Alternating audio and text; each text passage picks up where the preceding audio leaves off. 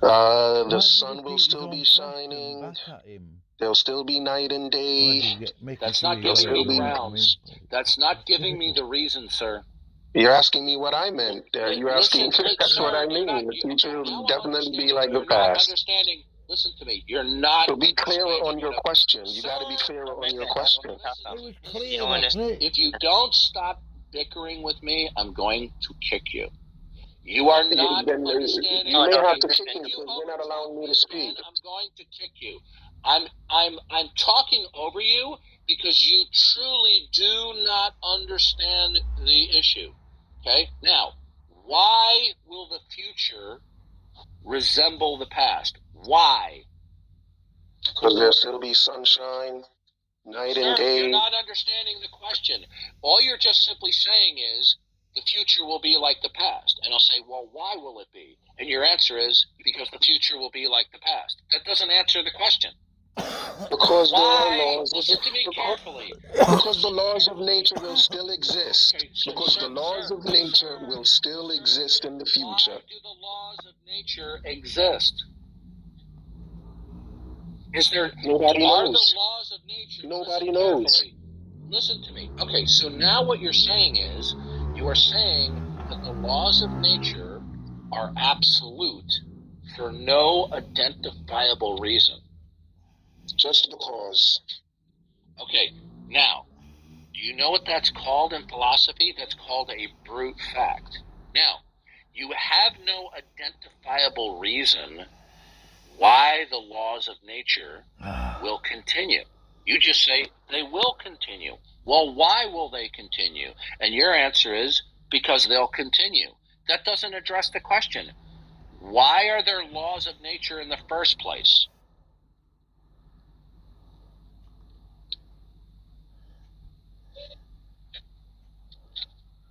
Now, your only option is to tell me that there is something that institutes and secures the perpetuity of the laws of nature, or you can say, well, the laws of nature are without beginning and are eternal and absolute within themselves. Which do you choose? I'm sorry, I had to speak with my wife. Can you repeat the question? That's fine. When you invoke the actuality, the realness of laws of nature, the uniformity of nature, your answer is, well, that's just the way it is, right? Well, that's invoking the laws of nature as a brute fact. Now, is there a reason as to why the laws of nature exist independently of the laws of nature that institutes and secures the laws of nature in continuance? Or are the laws of nature absolute within themselves and eternal and without beginning? Well, they're not without beginning. The laws of nature started at Then the the Big Bang. laws of nature cannot explain themselves. So, is there something that institutes and secures the actuality and continuance of the laws of nature, something that is identifiable and defensible, that imposes and sustains laws of nature? Is there something like that? Nature itself. No, sir. Okay, this is going over your head, okay? You've said this earlier. Listen to me carefully. Do not overtalk me while I'm speaking. You are repeating the same error that you did before. Nature is an abstraction which collectivizes a plurality of particulars and or a plurality of states of affairs. So nature is not something that is a concrete.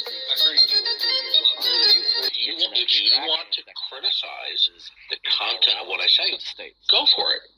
Now listen to it. Either the laws of nature themselves. So, but if you're gonna downgrade absolute and eternal in and of itself, are the laws? I repeatedly say, fine, then make it in and of themselves.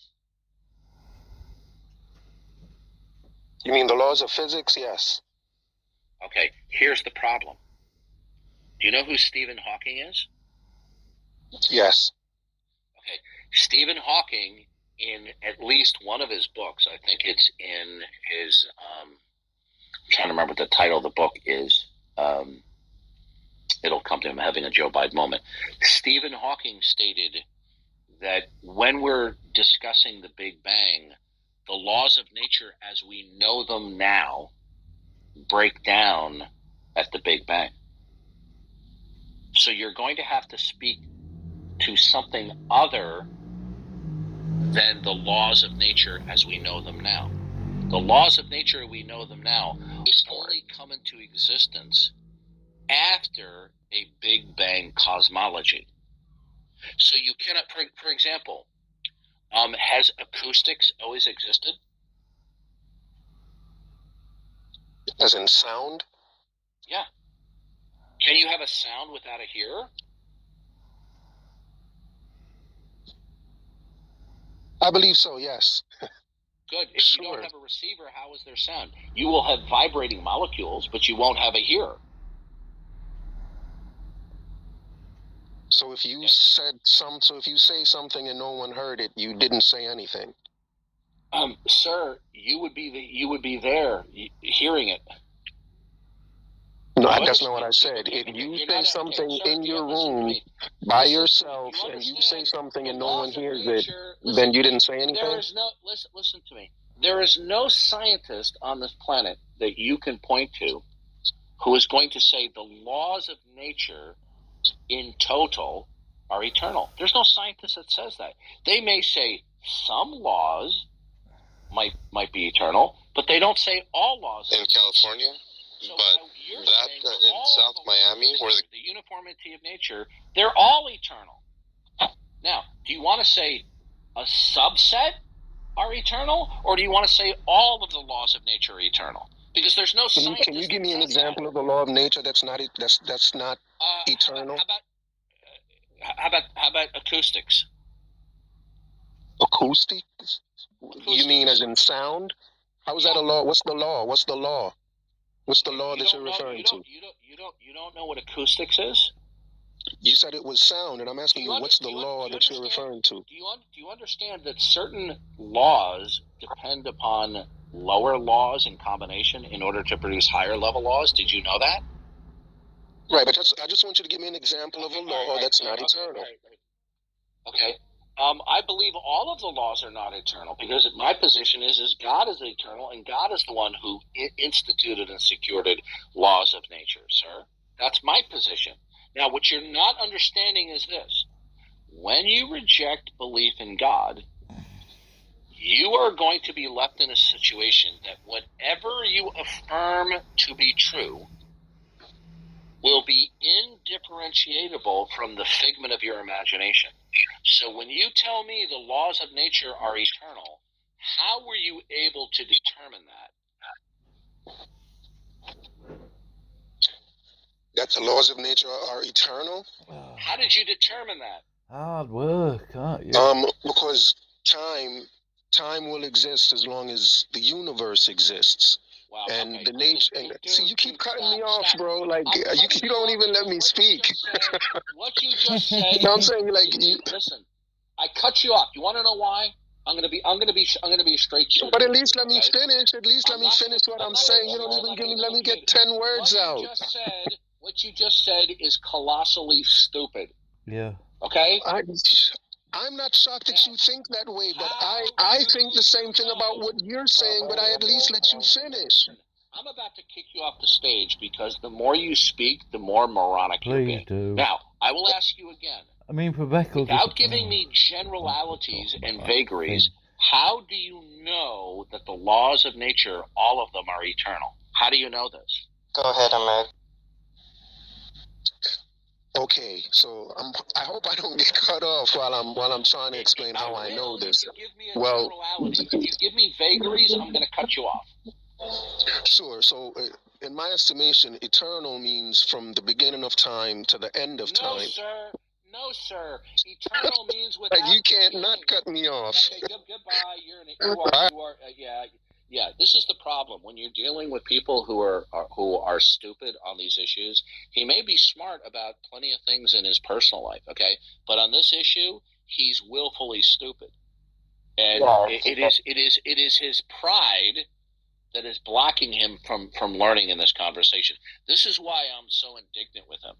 Okay? Because when people are stuck on stupid, they refuse to even learn a little bit, right? This guy didn't know the difference of that eternal means without beginning. He says eternal had to do with the beginning of time. No, it doesn't. I mean, it boggles my mind how uninformed this guy is. You know, I'm trying not to be mean here. No, it's sometimes. But you get these people like this who are extremely uninformed on scientific issues, philosophical issues, theological issues, and yet they have chutzpah, they have arrogance, they have the gift of gab, and they like to argue, okay? And you get what we saw here with this guy. Yeah, like I'm not that well knowledge, and I'm always learning from you, Doris, and I rather learn and understand, because I don't know a lot of these things, so I just don't say anything. How could he possibly know? Listen. How could he or anyone else possibly know that which is eternal unless we too were eternal and were an observer? Exactly, yes, well put, yeah. Okay? We would have to know. Now, on the other hand, somebody could say, well, how do you know that something is eternal?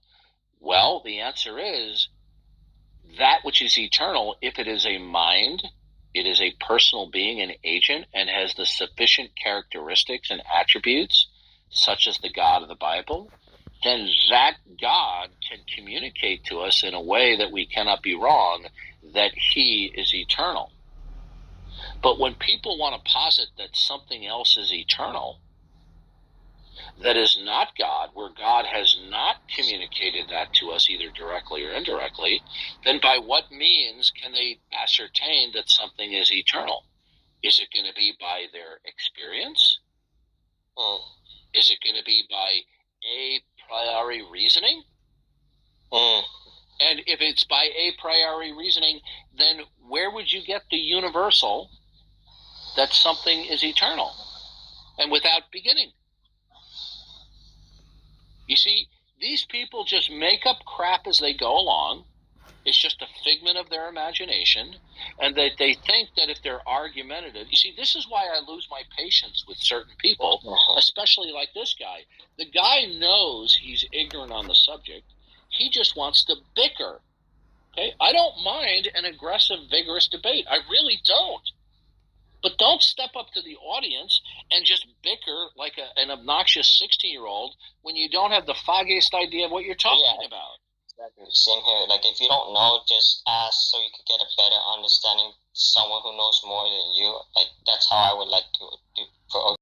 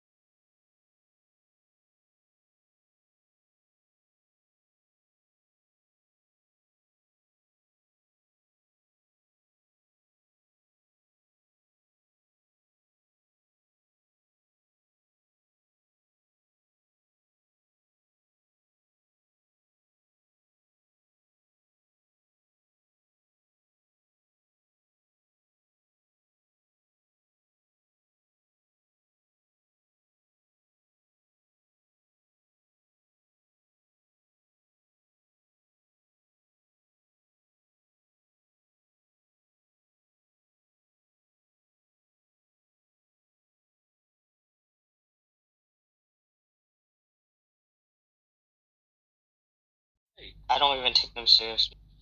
Yeah, thanks for that, Dar. Hey, Darth, yesterday I opened a room and this one lady, How ignorant that is. Tina, she was asking about the Trinity, and I tried to explain it, but I couldn't articulate better, like, so I just referred her to... Was Tina, is that Godless Girl? No, it's some other woman. It's some other woman. Well, what we say is the Trinity is that there's one God, and that God has revealed that he is one God, and that within his unity or oneness, there is a diversity of persons within the unity of the being of God. Okay, it's that simple. Yeah, because so when we say that the Trinity is God, or we say the Father is God, Jesus is God, or the Spirit is God, what we are saying is those personas that we're invoking possess the attributes that only God could possess. So does the Trinity collectively possess the attributes that only God possesses? Yes. Does the Father possess attributes that only God could possess? The answer is yes. Okay? Yeah, it's because now what we're not saying is that the Father doesn't possess the characteristics of, quote, the Trinity, but he is coextensive and co-unified with the Spirit and the Son. Yep. So when we say Jesus is God, we're not saying Jesus is the Trinity. We're saying Jesus is qualitatively God in that he is eternal. He's omniscient. Right? Yeah, it's like he's omnipotent. Right? Yeah. So what we do is, what you want to express is you want to tell people the world around them, they believe they possess a certain degree of intelligibility. And the intelligibility of the world around them consists of both the unity and diversity of things. Okay?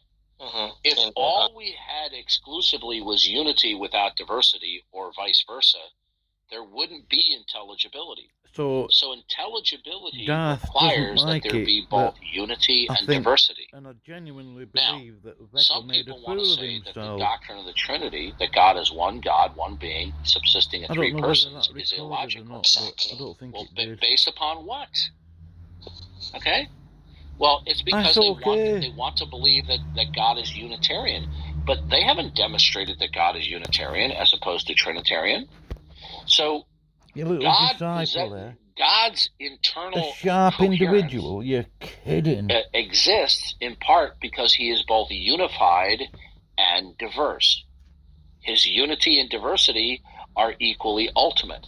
None is more ultimate than the other. Yeah, and so what we have in the Godhead of unity and diversity is complete internal coherence within himself, as one God subsisting as three persons. God then creates the world, and the coherence that the Godhead possesses is reflected in the creation by their both being unity and diversity. So when people object to the doctrine of the Trinity, you just simply ask them, are you objecting to God being both unified and diverse? Okay? Do you think that that's a contradiction in terms? Because it's not. They might want to believe that it is, but it's not. If they reject the notion that something can possess unity and diversity, resulting in coherence and intelligibility, then how does that fare for their world? Remove unity or diversity within their worldview scheme, and they lose intelligibility. So you see, God being both unified and diverse in equal ultimacy, reflecting back into creation, reflecting himself, results in a world where there's coherence and intelligibility.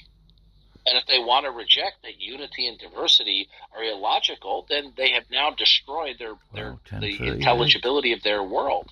So then we ask them, well, what is more ultimate in your world, unity or diversity? Which is it? Mm-hmm. And then they're going to go, Yeah, I just like how in Van Til group, I think his name was Lane, he goes over the ontological trinity, explains it really well, and I was trying to do it, but I just I took notes, but I just wasn't. I haven't. Look, Derek, stop being so hard on yourself. Okay. I like I've been a Christian for 40 years. I'm still learning. Okay. Yeah, I just I'm no theological expert. I'm going to continue to learn biblically and philosophically to the day I die. And then when that day comes, all of the atheists will cheer. But then they're in for a rude awakening when they die, aren't they? Yeah, we don't. And I think I want to bring up something else. Doris, let me see. I'm trying to remember. I'm going to go in and say that Beckel made a fool of himself. David Hume's guillotine, because they want to always bring up like it ought to be, or it Beckel is, isn't so sharp it ought to at be, so they derive. They're talking. Beckel is about as sharp as a butter knife. The ought is distinction. Yeah. Well, I would say to them, I would say that we ought to conform ourselves to the ground of all being, because to do so is detrimental. So if you don't care about having detrimental consequences to oneself, then you won't follow that ought. Look, the bottom line is simply this: these are just people who are God haters. Okay. They will pretend that they're not God haters, but it's easy to show that they hate God because they don't have a rational basis for their non-belief. They hate God in the sense that they love their own would-be autonomous mind as opposed to bowing their mind as being creaturely and being in submission to the mind of God. So in that sense, they hate God, right? So they just want to play all of these, what they want to do is they accused me years ago of only picking on white belts or low-hanging fruit. But this is precisely what they actually do. And their accusation that I did it was not true. And they don't say that anymore. So what they just do, look, when you listen to these people over and over again on these recordings, it's clear what they're doing. They're sophists. Okay? I don't say that as being glib and cavalier because I just simply disagree. It is undoubtedly clear to me that they're sophists because their rationales are pseudo-intellectual. They simply don't hold up to examination. Like, for example, let's take the issue of falsifiability. They will wield that around saying, well, if it's not falsifiable in principle, it's unworthy of belief. And therefore, since God is unfalsifiable, well, you better hope that God as the absolute and the ground of all being is unfalsifiable. Because if you hold to the principle that the only beliefs that are worthy of belief must be in principle and falsifiable, then that means that no belief, especially your ultimate commitment, isn't necessarily true, and all the beliefs that derive and depend upon that cannot ever be considered necessarily true. Yeah. Therefore, truth and falsehood claims are unattainable and unapprehensible in their world. And therefore, they shoot themselves in the foot when they advance the falsifiability criterion as a universal principle. And Dorothy, you reminded me of how Greg Bonson would talk about evolution, and like they'll say, "Oh, you can't falsify evolution because I'm trying to remember what he said, like the nature." Sure, I can falsify evolution right now. So we have an infallible eyewitness. Now they're not going to accept the grounds of falsifiability, right? So God said He made the world in 6 days. Good, there we go. We have it falsified. Yeah, because they just want to try. Now they're not going to accept it. Say fine. Now they will say things like, well, evolution could be falsified in principle if they found the remains of a rabbit in the Precambrian layers, right? Yeah, it's like the bottom line is that the theory of evolution is a convoluted mess, in spite of the fact that it is presented as being robust. the fact that there are innumerable numbers of scientific papers that are written in journals dealing with technical things, dealing with chemistry, biology, physics, and all that, that does not allow the theory of evolution escaping the convoluted mess that it is. Okay? And it is a convoluted mess. The fossil record does not, in fact, exemplify the neo-Darwinian synthesis as they claim it does. It's right. How do I know this? One of the foremost staunch evolutionists up into his untimely death, Stephen Jay Gould, promoted punctuated equilibrium, which was a sub-evolutionary theory advanced to explain the massive problem of the fossil record exemplifying stasis rather than transition. Bluetooth mode. Right? Another convoluted mess that they have is the problem of mutations accruing and evading, avoiding the probabilistic issue. Okay? Mm-hmm. You have to completely ignore probabilistic reasoning in order to believe that mutations can accumulate and accrue to build the genome over millions of years. The number of years and the number of trials on Earth-like planets, even if you threw 1 trillion Earth-like planets at it, that number of trials, from a probabilistic standpoint, could not overcome the improbability of mutations to build the genome.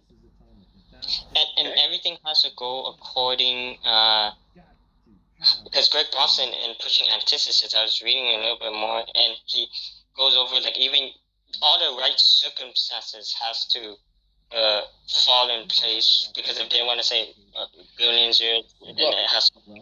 Julian Huxley was the grandson of Timmy T.H. Russell, T.H. Huxley, Danny, who some people may know who he was, some people don't. He invented the term agnosticism.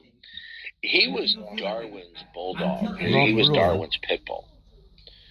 His grandson, Julian Huxley, following in his grandfather's footsteps, being a staunch unbeliever and an evolutionist, stated, Darwin's greatest achievement was the removal of God from the sphere of rational discussion.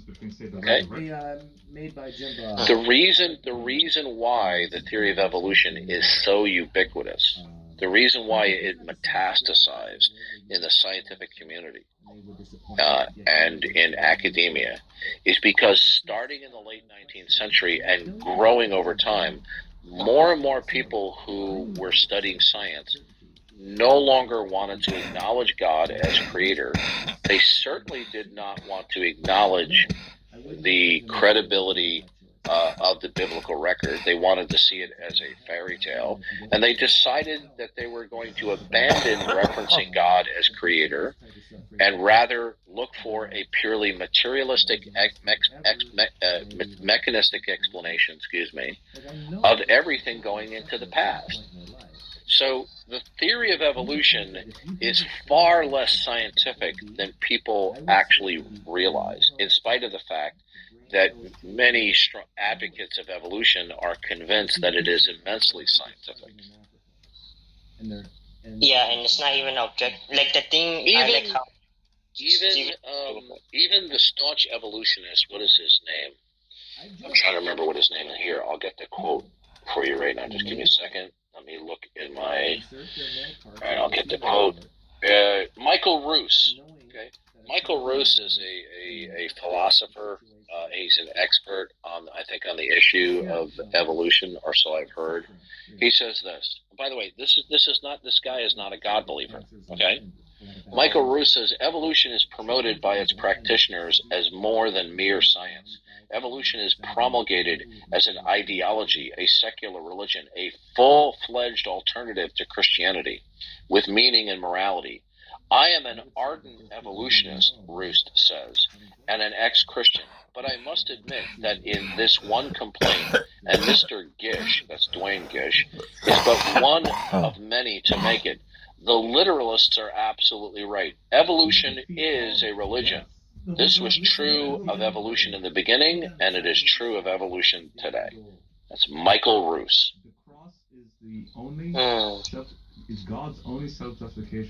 Yeah, I wish I Oh, could another just piece remember of what Stephen Jay Gould, because hypocritical he just told the dirty, secret word garbage. they don't want people to know about, because it's not. It's And then if you go quoting Stephen, if you go quote Stephen Gould, then they'll have a hissy fit and accuse you of quote mining. Okay. Right. can't win. It seems just can't win. And by the way, it's not just Stephen Jay Gould himself. Yeah, there's others. I can read you a quote right now. A book by an evolutionary scientist. I can't remember what his name is off the top of my head. I'm having a Joe Biden moment. Dr. Eugene Koonin, he wrote a book called The Logic of Chance, and it's a defense of evolution. The guy is brilliant, right? I'm reading through the book, and I'm just saying, I can't believe how smart this guy is, even though I disagree with him. And he categorically states in the book that the fossil record is a huge mess in terms of supporting Darwinism. He even admits it himself. And this guy is a world-renowned expert on biology related to the theory of evolution. Okay, nobody questions this guy's credentials or his belief and commitment to evolution.